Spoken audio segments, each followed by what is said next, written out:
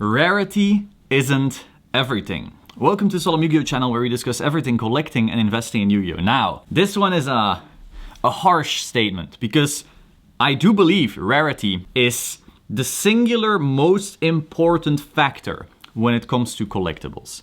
You know, sometimes people think, oh, I will buy a blue eyes and because it's blue eyes it will go up. And it may, you know, the blue eyes factor is real. If you are a blue eyes, you are almost always going to be loved way more by many fans than others. But longer term, the rarity will still make it so you can't crash in price as easily. If a card is a one of one and prices of Yu-Gi-Oh! As a whole or Pokemon as a whole or MTG as a whole crash to one of one, that holder can just say, I ain't selling. As long as he doesn't sell, you technically can't say it crashed in price. Now, of course, you could say, well, he never gets offers, so it's technically worthless.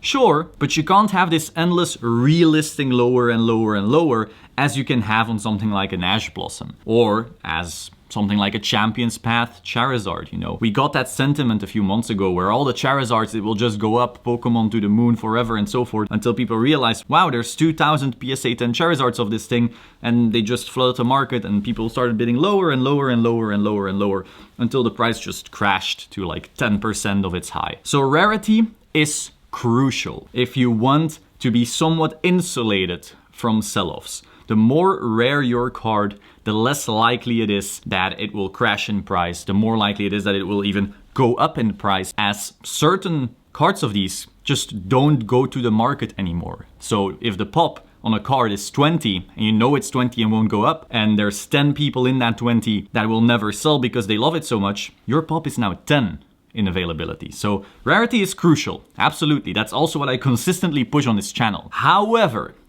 rarity is not everything. You can have an item that's less rare that still sells for more than a rarer item. The reason is simple: demand. And now you may say, oh, that's easy, supply and demand, you need to have both. You know, I know this stuff, I'm on Reddit, I'm real smart. And yes, but you need to let that sink in. It's not because an item is rare that its price is justifiably gonna go up forever and that its price is justifiably 5 or even 6 figures. And that is something that people seem to continuously ignore. You know, if you are currently putting 100% of your money in certain cards because you say, well, these cards are rare and so they'll just keep on going up because of rarity, it is very possible that demand straight up wanes. Once again, in my garden, I have beautiful shells from the sea, seashells. And I'm sure that I have one that's pop 1. There is no seashell like it. Now, do you think that my pop 1 seashell, that I am able to sell that for 6 million because it's pop 1 and I'm sure there's a lot of seashell fans out there? No. A great example of this is Card Fight Vanguard. Vanguard, I want to say it's the 4th biggest TCG. It's still miles under Yu-Gi-Oh! Pokemon MTG for sure, but it is quite big, you know. It has regionals of, depending on where you go, like Cali could maybe have like 600 to 1,000 people. Other events, maybe 500. The biggest one in Europe was 480. For a single regional, for the 4th biggest card game, like that's pretty solid, right? The market is pretty healthy. However, none of its cards sell for 4 figures reliably. Now, I'm sure there's some outlier, like the RLR Nitros, maybe it sold once for 1,000, but in general, none of those cards break 4 figures. Despite there being pretty big fans of the franchise, despite them being much more rare than a lot of these MTG, Yu-Gi-Oh! And Pokemon cards out there. Like, first of all, they usually only have 1 print run. So you know how we all found at the mouth over, oh, first edition. Vanguard, apart from a few outliers, everything is first edition. And it's not even first edition to demand. It's literally like a distributor says, well, we got this amount of orders, so print a couple. And that's it, and they don't reprint ever again. Except for, of course, a few boxes. But in general, 1 print run, done. So you already have a harsh cap on supply from there. And then more importantly, they don't shy away from having a card that's 1 in 6 cases. So while all of us are nutting over here on, wow, this Ghost Rare is 1 per case, that's meaningless in comparison to some of these cards in Vanguard. Now, I'm not telling you go invest in Vanguard. Again, none of these cards break really big prices. However, there is a level of demand, clearly from players, and the game is alive. And still, none of those cards break those prices. Because rarity, they got it. Fans, they got it. but you need to have the demand of someone who not only loves the game, but says this card is worth that 1,000, 2,000, 3,000, 5,000 to me. And that you need something way more than just rarity for that. And I think that's very important. You know, there's some people who see certain cards going up and they think, well, they went up this much and the card is rare, so it's impossible for this to go down. In fact, it'll just go up and up even more because it's so rare.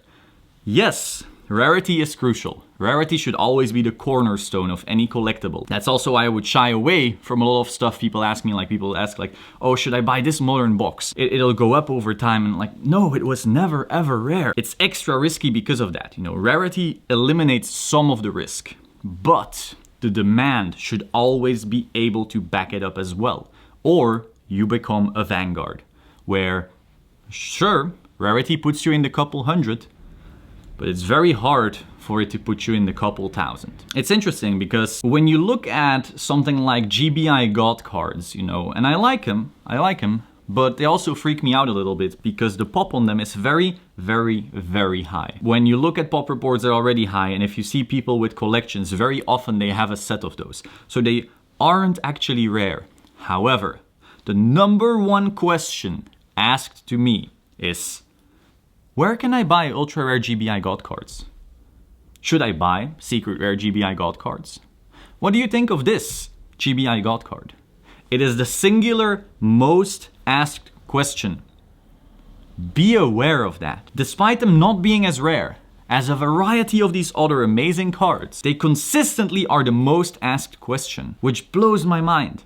The fandom behind God cards is so much stronger than behind some of these rare cards that the prices have blown even me away. They have probably been the most appreciating card in my collection. Despite all of the other grails, those were the ones. Again, that scares me because I'm like, well, they just went ×6 in the past few weeks or months. That is insanity to me because other cards only went ×3. But if I then look at all the questions I get around them, you know, I kind of get it. Again though, will that supply outlast that demand? Maybe.